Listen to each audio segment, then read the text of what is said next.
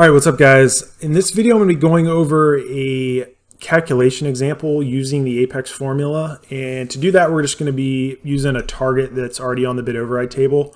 With this new feature for the new bid preview, it makes it pretty intuitive on kind of how to use the new feature, as well as do a sample calculation here. So you guys can kind of start to understand how the formula works. But basically what I've got down here in the bottom right is the logic behind the Apex formula. So you can see like any of the bold fields correspond to these headers up here. So you can see like high ACoS, target ACoS, all those are up there. The max bid and min bid are low bid and max bid. I kind of don't have them labeled quite right. And then this percent reduction is going to be this decreased bid percent. The impression limit, that's this impression limit. Click limit, it says click limit. Impression up bid is this step up. So they're not quite labeled the same, but really close. And what we can do with this is basically just look at this kind of as a reference, and then we can look at kind of the data in one of these rows and just break out our calculator and kind of just verify and just get an understanding of how this is working based on the metrics. And you got to keep in mind that the target level overrides, because we've applied we've pulled in the data from a target level override into the bid override table. This is the exact same metrics that would show up if we, for example, went over to our bid override table, and I'm just going to look at like ACoS at 25%. You can see ACoS at 24.9. That's rounded up. So this is where the data is coming from.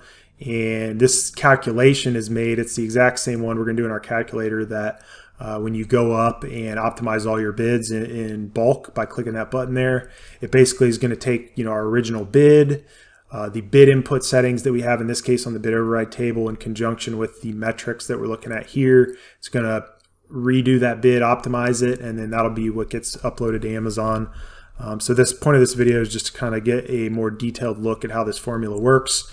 But just know that that's kind of the process of what it's doing behind the scenes. So let's look at this one right here.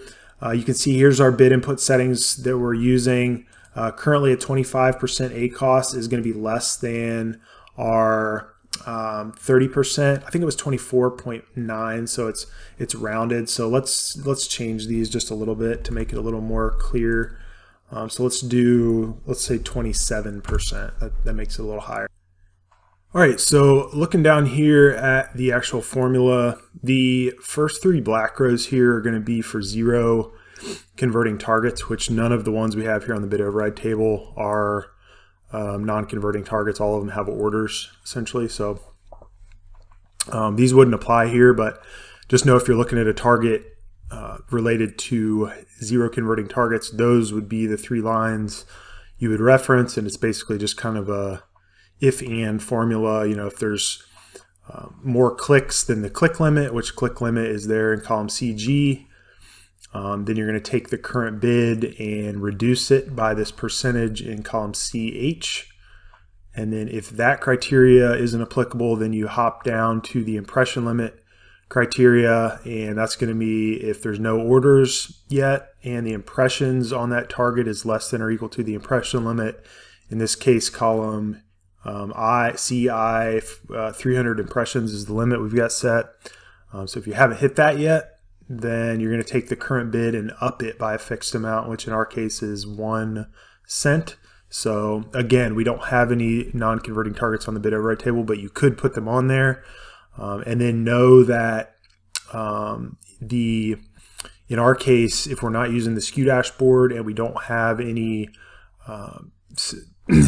target level overrides applied, then this account level row would be applicable to non-converting targets, because that would be what's kind of the lowest level of the precedence. And all right, so I'll probably overlay another little image down here in the bottom left that talks about the bid precedence one more time, but I've done it in previous videos. Essentially, you've got a SKU dashboard, which is here, and it has the exact same kind of input criteria that you can assign. These are going to be assigned at the SKU level.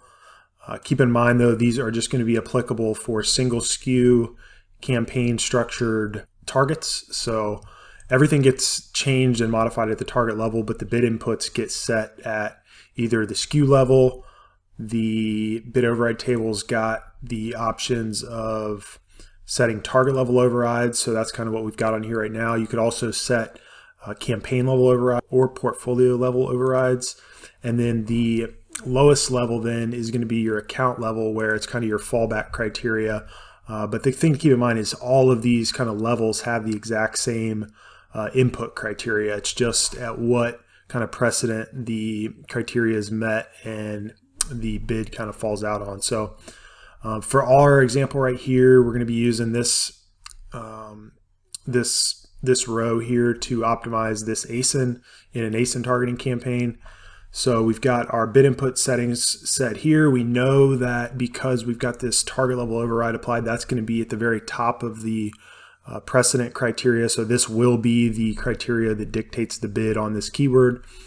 And this is just a good general practice when you first kind of get acclimated with Apex and getting your top 20% of your performers on the bid override table. You can see here I've got it sorted by orders. So, you know, this ASIN is one of the higher performers in this account, if not the highest. And then you've got kind of a cascading, you know, orders going from highest to lowest. But what we want to really get a good idea on is what our current cost per click is, which is here in column M. And then what the current bid is. So this is your first time, you know, importing data into Apex. You'll want to know what you've been converting at, what you've been bidding at, which will be in this column now.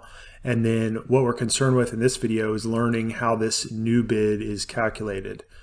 All right, so to just kind of finalize this example, let's actually pull out the calculator. And we're going to jump down, because I know that the ACOS is less than the mid ACOS. Which is, if we look down at this green row in this calculation, that's where the criteria is actually met. This red is for any ACOS that's going to be greater than the high ACOS threshold. So that's kind of the first check for the two lines that are related to converting targets, which are the red and the green.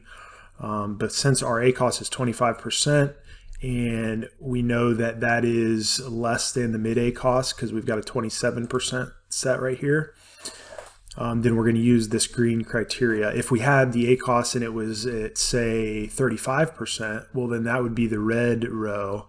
And then we would use our target ACOS divided by our current ACOS multiplied by our cost per click to figure out what the bid would be. But because it's the green criteria, we're going to just take our cost per click, which in this case is 125. So I've got my calculator here. I'm just going to do 125 multiplied by the percentage increase, which in our case is 20%. So I'm going to do that times 1.2, and you see I get 1.5, which in fact is what the new bid says it should be. So let's say I go and drop this now to 24%. Now in this case, there's a range between 24 and 30. So really none of these will come into play because our ACOS is 25%, but our mid ACOS is 24%. So in this case, we're like between the two.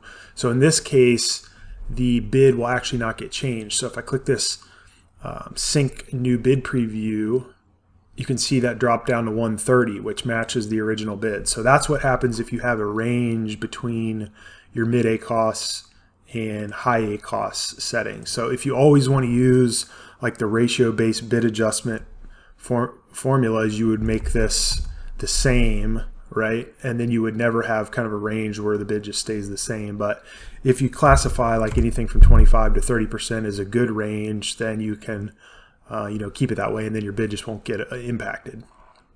All right. So with this kind of new feature in the bid preview, it's really good to establish and kind of just give your best guess on what the input criteria should be, but then hit this bid preview and just make sure, especially like on your, I'd say top 10% of your main performers, that you're not bidding lower than your current cost per click, because that'll impact your sales, and you don't want to do that right when you're getting acclimated with Apex. You want to try to keep your sales boosted at least at the same level, and then focus on reducing wasted ad spend and then kind of scaling up what's working. So that's kind of the first point to drive home when you're talking about your bid formulas and getting set up, is just using this new feature in the new bid preview button here. alongside your bid inputs and just getting a firm understanding on this formula before you even optimize and upload your first revised bulk file. So what that might look like is, especially on your first targets here, 130, converting at 125. Maybe that's fine because it's higher, but if you'd want to bid a little more aggressive, you can set it to kind of what we had it here, 25%. So that puts it at $1.50. Just know that that's kind of the process of running through this calculation. It's not an overly complex formula to understand. Let's do an example here though of the high ACoS, just so you get a picture of that one. So let's find one that's 41% is greater than 25%. So that's kind of the first check. So now we know our current ACoS, 41%, is greater than our 25% that we have set here. So in this case, we're going to take our target ACoS of 0.25 and we're going to divide that by our current ACoS of 0.41. Okay, that gives us 0.6. All right, and then you're going to multiply that now by your current cost per click, which is $1.28. And that gives us 0.78, which that's where that comes from right now. So we were bidding $1.20, but because we're saying now we want to get all the way down to 25%, it's going to look at what are we currently converting at, which is $1.28, and then make that ratio calculation to get down to 0.78. So the Apex formula, what's nice about that is it always does take into account your current cost per click and then makes adjustments off there, where another formula we have in here is if you go to the optimized bids, you can do revenue per click times target ACoS. It's another popular one. We'll probably also add a few more in here just for those that like to use them. But to toggle between kind of which formula you're using, you are going to want to make sure in your layout here that you have on the settings tab, you have this set accordingly. So there's 3 different ones. This iterative formula will have its own video. It's quite a bit more complex. It's Mean Elias's one that he uses. So anyway, the method there that we just reviewed is a good kind of way to get acclimated with the bid formulas, and then kind of rewatch this, go through some examples. Obviously, if you have a value in this field here, it's going to override any bid calculation that you're making with the input settings. So that'll be represented as well in the new bid preview here. If we click that, you'll see this 0.45 will change to 1. So pretty well kind of dialed in for giving you a before and after picture, and then allows you to make adjustments and quickly just see what's that bid going to be set at. The main key point though is once you click this button and this displays, it doesn't mean that that bid's been changed yet. So once you're comfortable with everything, you do have to go back up and hit the Apex button to actually make that final calculations. And also know that if you click it one time and you're like, well, I messed up, I want to change one thing, you can always go back, make those modifications, and click this Apex button however many times you want, and it'll always use the initial bid as kind of the initial bid setting, so it's not going to compound itself on top of subsequent bid calculations.